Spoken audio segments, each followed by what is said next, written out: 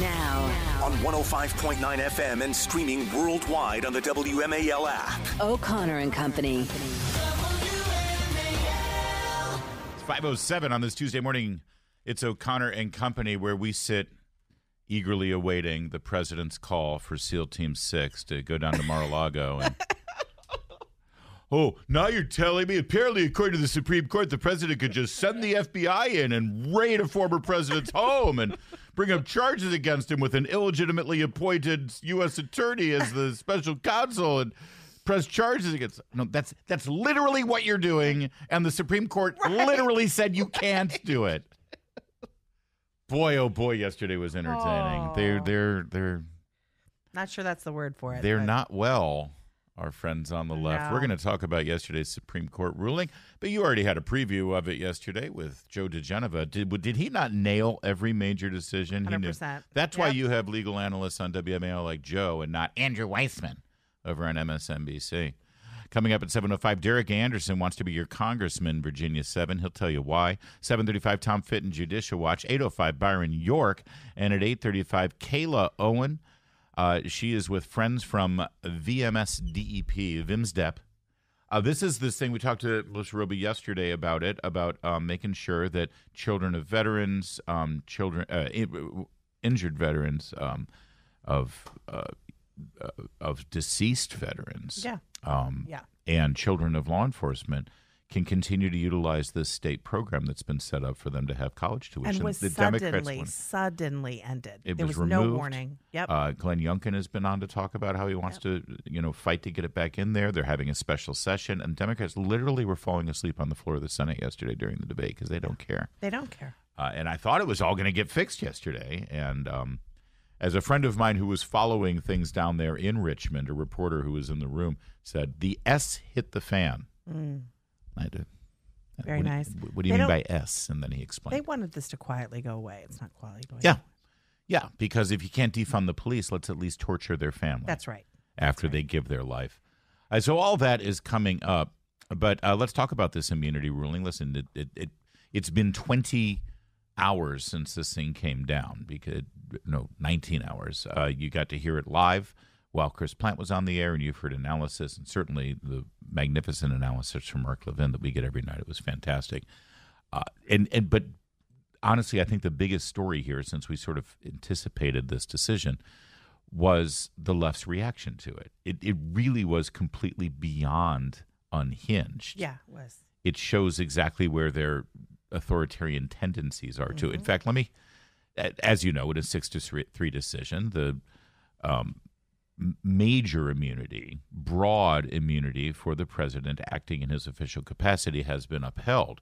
And this is nothing new. Listen, this may come as a shock to people, but this was already sort of baked in the cake when the Constitutional Convention convened.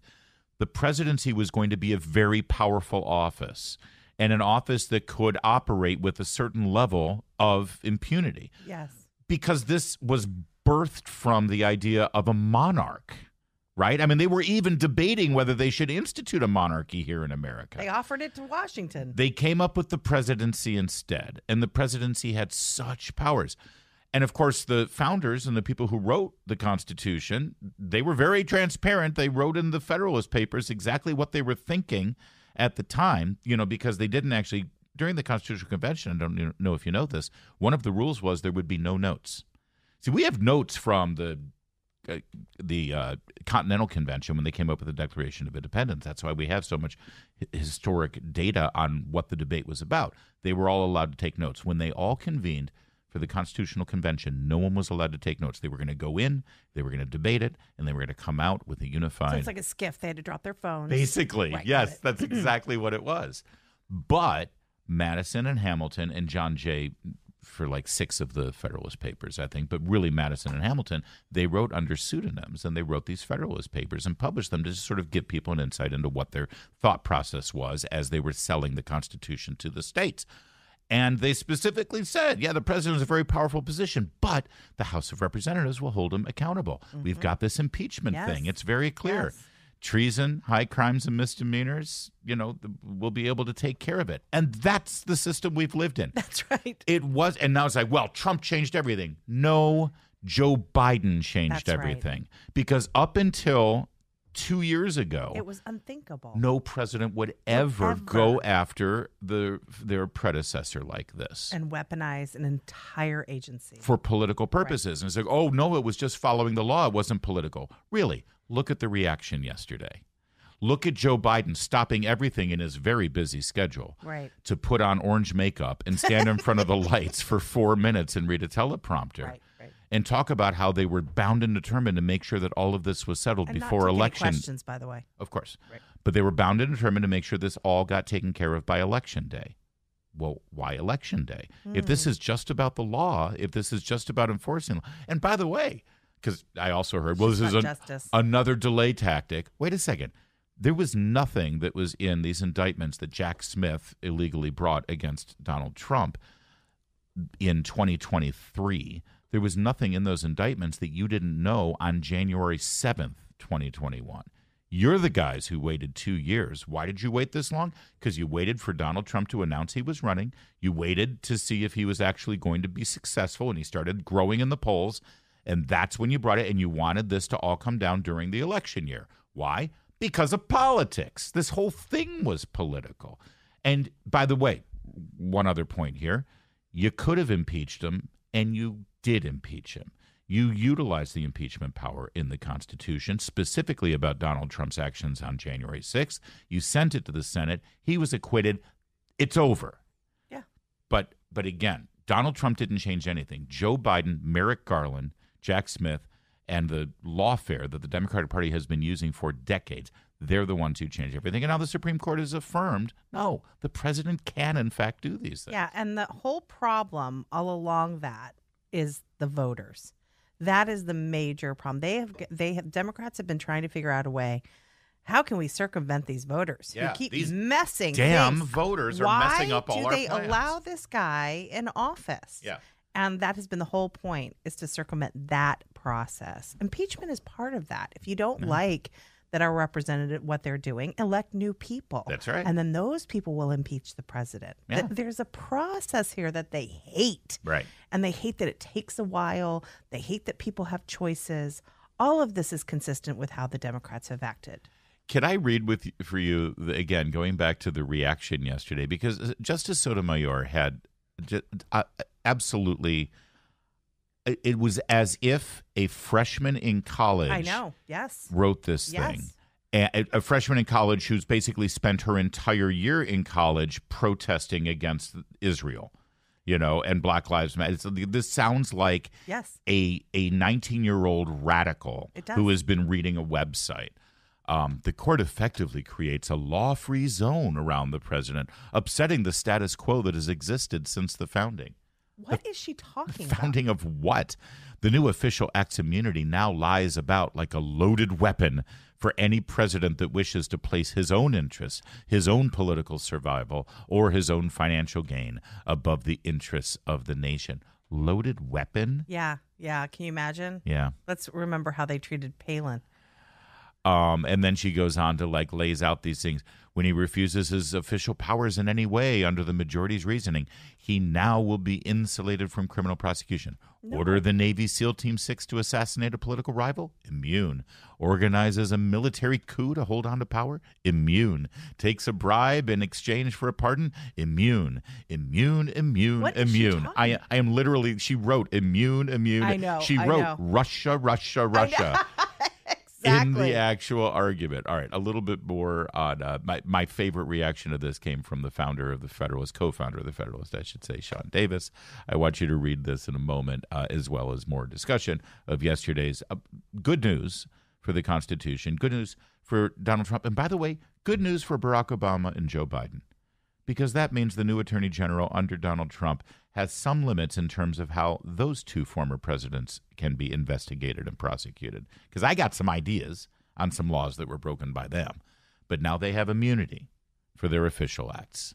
They should be grateful. WMAL, making sense of the markets, because generational wealth doesn't build itself. Download the WMAL app to stream us for free. Larry, so her ruling here, her writing here is just unbelievable. Sotomayor. Yeah, Sotomayor. The next paragraph, she says, let the president violate the law. Let him exploit the trappings of his office for personal gain. Let him use his official power for evil ends. That's Biden. Right. She is describing. Yeah. It is just astonishing when you read this. She goes on. She says nightmare scenarios. She uses all this sort of fear-mongering language. But it really is that particular, let him use the trappings of his office for personal gain. That's why Jill is hanging on. That is why she looks That's why Hunter goes on these trips overseas and then comes back with contracts. Hunter is not immune, by the way. But Vice President Joe Biden might be. Barack Obama, 10 days before the end of his presidency, held a meeting in the Oval Office with the FBI director. Even when you say, Hunter Biden is not immune and maybe Joe Biden is, when Joe Biden agrees to, affect policy so that his son and he can profit, that's personal. Yeah. That is exactly what the court made a distinction of personal and official. Right. And that is what Sotomayor is not recognizing. Well, I guess the distinction here is I was about to say, Barack Obama had this meeting with the FBI and the CIA director and the Deputy Attorney General. Always interesting to me that the Attorney General herself didn't show up for that one. Susan Rice, Joe Biden, they had this meeting about Russian collusion and the dossier. And remember, Barack Obama said, all right, well, we'll investigate Trump. Even after I leave into Trump's presidency, let the investigation go forward. Susan Rice wrote in her diary that Barack Obama assured that everyone would do it by the book. Now, you can look at that and say, well, that's treasonous.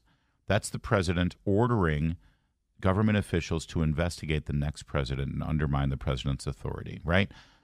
But Barack Obama could say, no, I was acting in my official capacity as president because I had my team brought evidence to me that there could be an infiltration from a foreign government. So that's an official act. Now, you can disagree and you can say, well, his motive was X, Y, and Z, but it was an official act of his presidency, and thus he probably does have criminal immunity from something like that. His legacy is tarnished. It certainly should be. When Donald Trump stood on the ellipse on January 6th with the presidential seal on the podium after swearing to defend and protect the Constitution of the United States from all enemies, foreign and domestic, he had a reasonable belief that there was fraudulent behavior in the accounting of the Electoral College. And on the day that the Electoral College votes were going to be presented, he was doing everything he could in his executive power of the presidency to call attention to the fraudulent activity that led to the Pennsylvania, Georgia, and Wisconsin and Arizona counts. That's an official act. Because he is defending the will of the people. Right. You may think he's wrong, by the way. Right. Just like you think Barack Obama you may think he was wrong or right to investigate Trump. If there are voting irregularities that could change the election and ultimately the election of the president, that's serious. He has every right to look into that. A duty. A duty. A duty to do that. Duty. So, but let's just be clear here. The entire purpose of this decision yesterday was to tell Joe Biden, Merrick Garland, and again, this Jack Smith guy who he's not answerable to anybody. He's just some guy. He's not a U.S. attorney. He didn't get Senate approval. He didn't, anyway, which Clarence Thomas pointed out, by the way, in a concurrence. The whole point of this decision was, no, you can't sic the federal government to investigate your predecessor for actions he took as president. That's the whole point. So now, knowing that, here's Sean Davis lays out perfectly how the dialogue went yesterday. SCOTUS, you can't just throw your rival in prison because you don't like him. Democrats, so you're saying we can drop bombs on him. SCOTUS, you really can't even charge your rival with a crime because his presidency made you mad. Democrats, got it. So we can incinerate his house with him in it? SCOTUS, the Constitution protects officials from being terrorized with lawfare for official actions they undertook while in office. Democrats, makes sense. So we can officially assassinate everyone we don't like. SCOTUS, prosecuting a politician because you don't like his politics would destroy our country, and we're not going to allow it. Democrats, roger that. So what you're saying is we are officially allowed to eliminate Trump and the Supreme Court as long as we, say it's official and stuff, right? Stuff. Now listen. And that's exactly what we heard yesterday. I love Sean Davis. He's one of the best follows on Twitter. He's so funny, and he lays this out brilliantly. But I will tell you, I'm laughing. That's exactly what happened. That is Sean's joke. It's obviously making everyone laugh, but it really wasn't far off. Joey Reid, I think she needs to go to the hospital. how she didn't have an aneurysm live on air and some of these other people. And there was such, I was listening to the BBC yesterday, the European coverage of this, of course, is exactly what he just wrote out. Yeah. So you're saying you can hire one correspondent for the BBC said you can hire a member of SEAL Team 6. Like you can just pick one out and say, I'm going to pick the buff guy. You're going to be my personal assassin. Yeah. This is, if you don't believe us, here is Representative Zoe Lofgren on MSNBC. And just so you know, she was a member of the January 6th committee. Okay. Here's what she had to say. I guess, theoretically, President Biden, acting within the scope of his official duties, could dispatch the military to take out the conservative justices on the court. They are so Looney Tunes, but it's great that they took the mask off. It's like thank you for explaining your authoritarian tendencies. We know who the fascists in the room are, and it ain't us. 524. Now on 105.9 FM and streaming worldwide on the WMAL app. O'Connor and Company. Hello. It's 5:37. It's O'Connor and Company. Thanks so much for tuning in here on this Tuesday morning. It's the second day of July, man. Look at that. Coming up at 7:05, Derek Anderson is the Republican nominee for Congress in the 7th District of Virginia. 7:35, Tom Fitton. 8:05, Byron York. And then 8:35, Kayla Owen, who's been on the ground there in Richmond for yesterday's debate over the tuitions for children, survivors of law enforcement and military. So we'll get into all of that. Coming up, it's Larry O'Connor alongside Julie Gunlock. Jules, we had the decision yesterday, Biden's remarks that he gave, and we'll have more details on all of that coming up later. But I realized going back and looking at our first half hour, because I was like, it's like a fire hose. Like you want to get everything out at once. And I neglected to sort of summarize the most important aspect of this and bottom line it for you, which is I think Donald Trump has seen the inside of a courtroom for the last time before Election Day. Yes. Other than the sentencing for the ridiculous New York charges, which will be overturned. I mean, if you go back a year and a half ago, Alvin Bragg was the first one to bring charges on this ridiculous Stormy Daniels thing. Yeah. No one cared about it, and at the time, all the legal people were like, "Well, this is really weak." I mean, even the liberals, the Democrats. Yeah. There's a lot more stronger cases to be made. Well, all those strong cases to be made have all either been struck down or suspended or put into legal limbo. Or the prosecutors are so corrupt in that the case of they're having sex with their prosecutors. Yeah. So the only one that seems to have gone to fruition is the Alvin Bragg Stormy Daniels thing, which is tenuous to say the least. So the bottom line now is between now and Election Day, it's really just about the two candidates and not courtrooms, not the law. So there's that. We'll get more into it later in the program. And as you saw, we've got Tom Fitton joining us later and Byron York. So yesterday during the program, it broke, I think we talked about it briefly, that Jill Biden has graced the cover of Vogue again. Yes, this is her third cover. Melania Trump, never on the cover of She was on the cover when she married Donald Trump, way before his political days. Right, but then when he decided to run for president as a Republican, Melania Trump is like, that hag? Why would we put her on? Let's go with Jill. Let's go with Jill. Stormy Daniels has had a Vogue cover spread. And really? They did a not on the cover, excuse me, but she had an inside spread. Did it fold out? I was going to say, sorry, shouldn't say inside spread with regard to Stormy Daniels. Mm-hmm. So there she is wearing what appears very virginal, very angelic, like an white, antique white, double-breasted tuxedo dress. It's a suit. Oh, it's a coat. Is it? No, it's suit dress. I'm sorry, suit dress. And wearing a Jill Biden mask. Once again, like the Hillary Clinton cover art for her new memoir, this person resembles Jill Biden of a bygone era, or perhaps someone who's been artificially enhanced, but that's not. It's airbrushed. Okay, let's go with that. Airbrushed, sure. Mm-hmm. And then there's that, but that's as a woman of a certain age, we don't need to go further than. I would love this level of airbrushing. It's a beautiful look. Yes. It says the First Lady Jill Biden, and the quote that they pulled underneath Jill's name on the cover is, quote, "We will decide our future." That is so disturbing. We will decide our future. Now, in the context of the article, because it's like, in what context did she say this? She was talking about women. She was talking about women being the most important vote in this election, and no one else is going to decide our future for us. We will decide our future. But the fact that Vogue pulled that out and made it seem like she's, at this time, dear leader Eva Peron, yes, who is deciding the future Yeah. on behalf of her president. You've got these Edith Wilson kind of vibes going here. Who's really in control? That coupled with her picture getting ready for the G7, sitting on Air Force One in the presidential desk, flipping through a folder, her helping her disabled husband down the stairs. Yes. You answered all the questions. Her rallying the troops in that stupid vote shift dress that she was wearing. All of this put together it's not helping her legacy. No, if anybody is wondering, I wonder if Jill's just propping him up because she likes the trappings of power and for her own personal narcissism.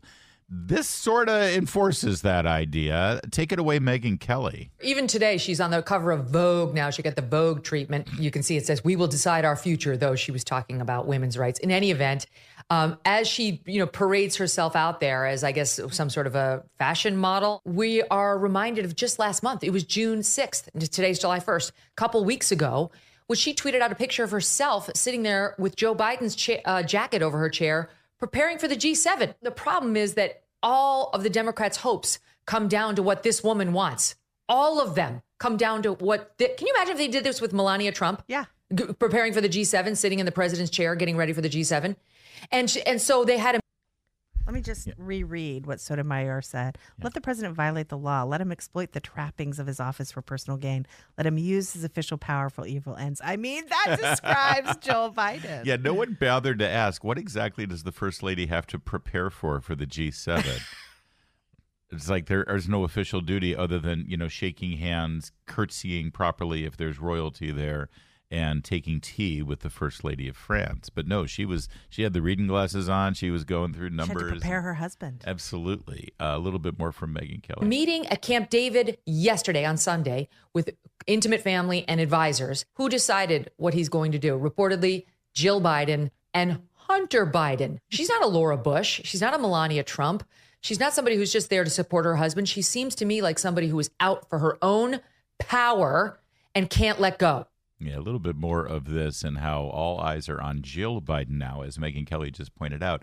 The single individual right now that holds the future of the Democrat ticket in her hands. The former babysitter for the Biden family.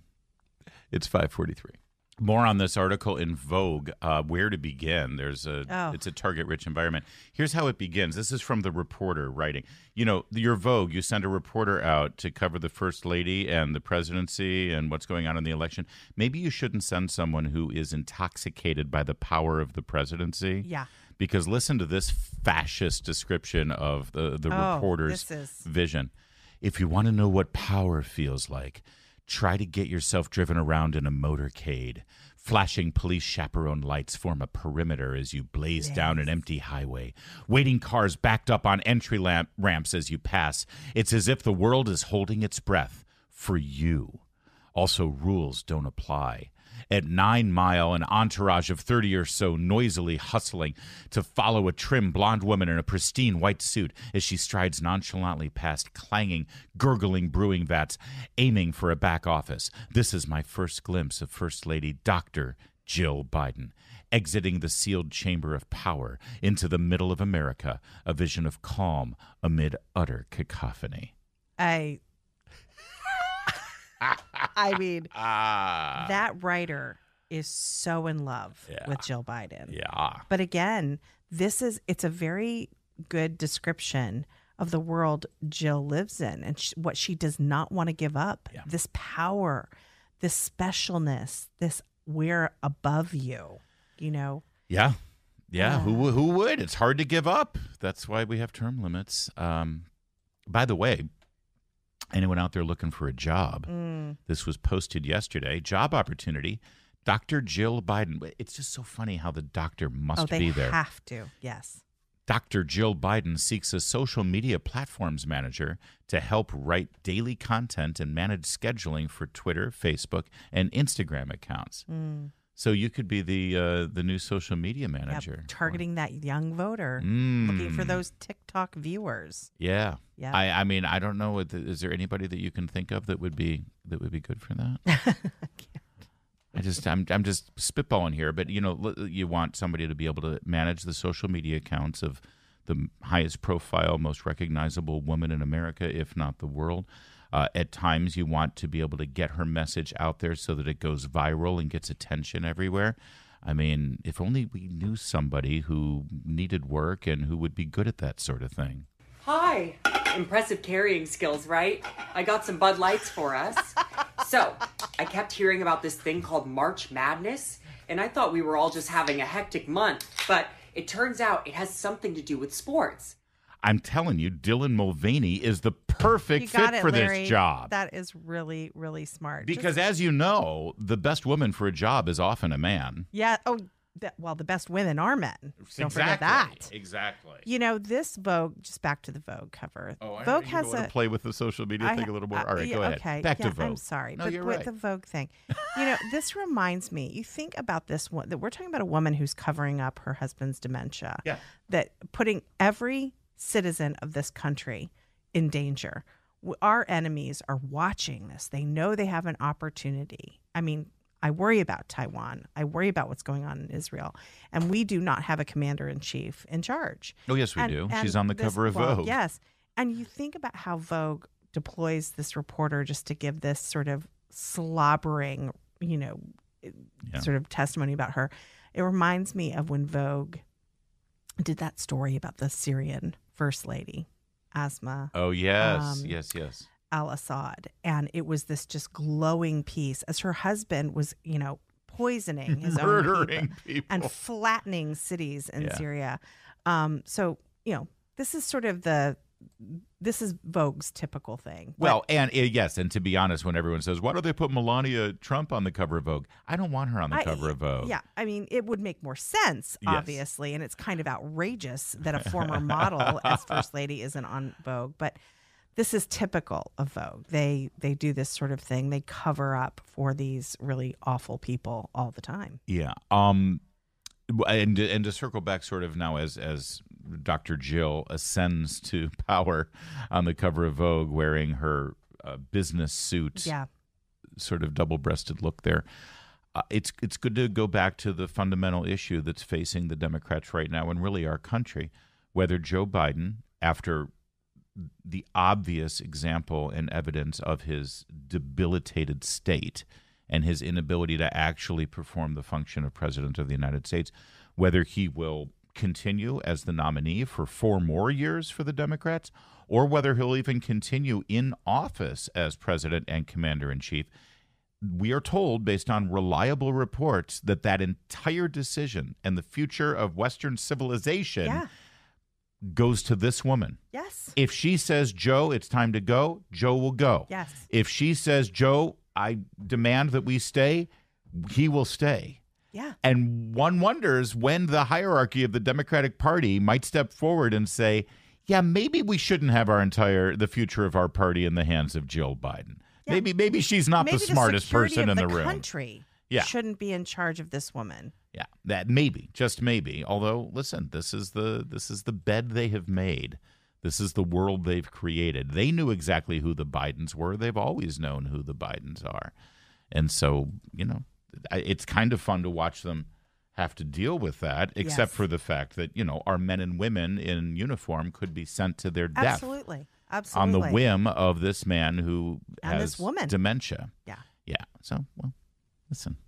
Si c'est Broadway, my friends. It's 5:53.